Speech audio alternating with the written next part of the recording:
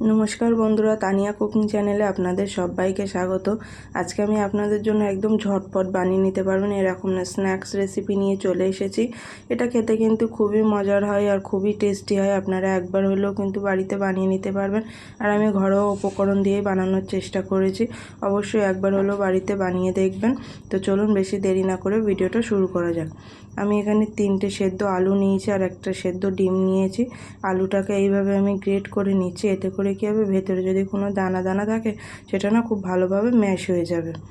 এদিকে আমার আলুগুলো, একটা আলু গ্রেট করা হয়ে গিয়েছে। এইভাবে আমি বাকি আলু দুটোও কিন্তু গ্রেট করে নেব।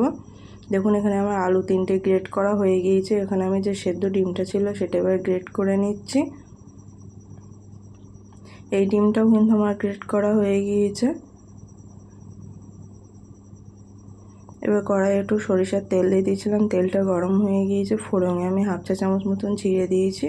জিরেটা ভালোভাবে ভাজা হয়ে গেলে এবার এখানে দিয়ে দিচ্ছি আদা কুচি।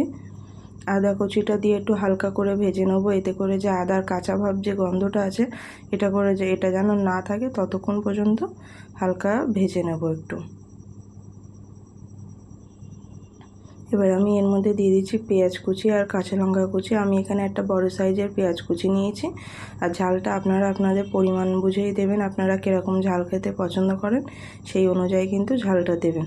আমি এখানে একটু ঝালটা একটু বেশি করেই দিয়েছি, আমার একটু ঝাল ঝাল খেতেই ভালো লাগে। আর এখানে আমি পেঁয়াজটা একটু হালকা করেই ভেজে নিচ্ছি। দেখুন পেঁয়াজটা আমার হালকা করে ভেজে নেওয়া হয়ে গিয়েছে। এবার আমি এর মধ্যে আগে থেকে যে আলুটা গ্রেট করে রেখেছিলাম সেটা দিয়ে দেব। ডিমটা কিন্তু এখন দেব না, শুধু আলুটাই দিয়ে দেব।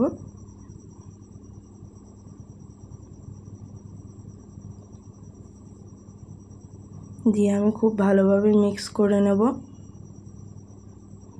এই আলুটা আর এই মশলাগুলো কিন্তু খুব ভালোভাবে মিশিয়ে নিতে হবে। যত ভালোভাবে মেশানো হবে ততই কিন্তু খেতে কিন্তু টেস্টি হবে আর এবং দুর্দান্ত হবে।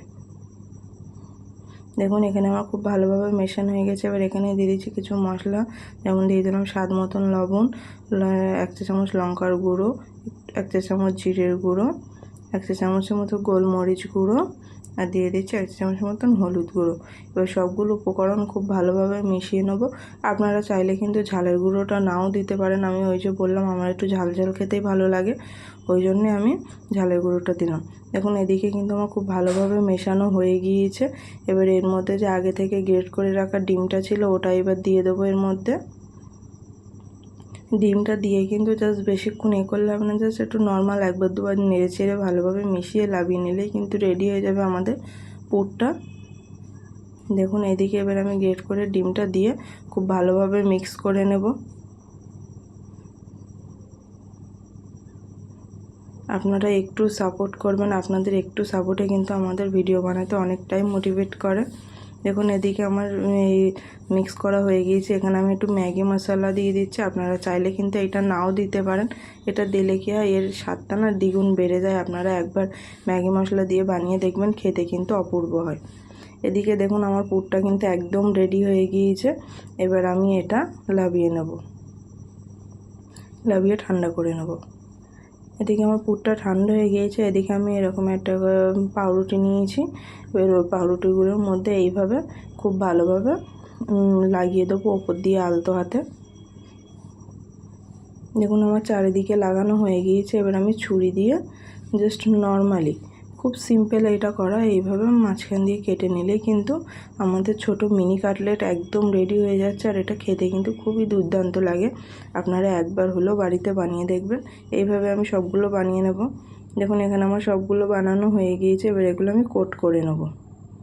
এখানে আমি আটা গুলে নিয়েছি। দেখুন আমি কিন্তু এখানে কোনো রকম ডিম দিচ্ছি না, আজকে আটা দিয়েই করে দেখাবো। আর এখানে ব্রেড ক্রাম্বস নিয়েছি। এইভাবে আটাগুলোর মধ্যে একটা করে দেব, দিয়ে ডাইরেক্ট একদম পুরো ব্রেড ক্রাম্বসের মধ্যে দিয়ে দেবো। দিয়ে আমি কিন্তু এখানে একবার করেই কোট করেছি। আপনারা চাইলে এখানে 2বার বা 3বার করেও কিন্তু কোট করতে পারেন। এটা করা কিন্তু খুব ইজি। দেখুন একদম রেডি হয়ে গিয়েছে, একদম পারফেক্ট। এইভাবে আমি আবার একটা করে দেখাচ্ছি আপনাদেরকে। আপনারা অবশ্যই এইভাবে কিন্তু বাড়িতে ঝটপট একদম বানিয়ে নিতে পারবেন। খুবই অল্প উপকরণ দিয়ে কিন্তু আমি দেখানোর চেষ্টা করেছি। আর একবার বানিয়ে খেয়ে দেখুন, এটা খেতে কিন্তু খুবই মজার হয়। দেখুন আমার আরও একটা রেডি হয়ে গেল। এইভাবে আমি সবগুলো কাটলেট রেডি করে নেব। এখানে আমার সবগুলো রেডি হয়ে গিয়েছে। এবার আমি এগুলোকে ভেজে নেব। কড়াইয়ে তেল বসিয়ে দিয়েছি, তেলটা খুব ভালোভাবে গরম হয়ে গিয়েছে। এবার এর মধ্যে আমি একটা একটা করে কাটলেট দিয়ে দেবো। এই কাজটা কিন্তু একটু হাই রেখেই করতে হবে। চুলার ফ্লেমটা হাই রেখে করলে কী হবে, এতে করে ভেঙে যাওয়ার সম্ভাবনা থাকবে না। আর আপনারা চাইলে কিন্তু ফ্রিজে কিছুক্ষণ রেখে এটা রেস্টে রেখে তারপরেও কিন্তু ভাজতে পারেন। এতে করে কী হবে, খুব ভালোভাবে জিনিসটা সেট হয়ে যায়। এইভাবে আমি উল্টে পাল্টে একটু লাল ব্রাউন কালার করে ভেজে নেব।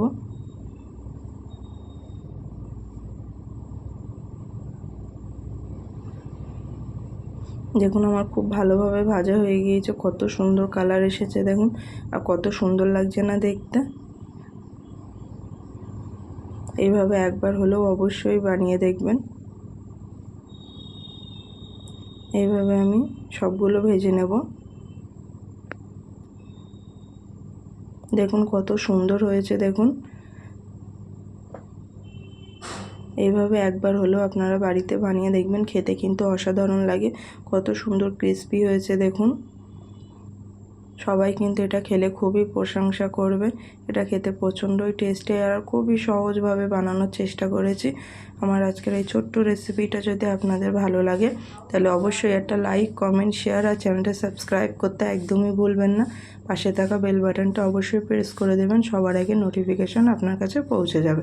সবাই খুব ভালো থাকবেন, সুস্থ থাকবেন, সাবধানে থাকবেন। আমার সঙ্গে এতক্ষণ থাকার জন্য অসংখ্য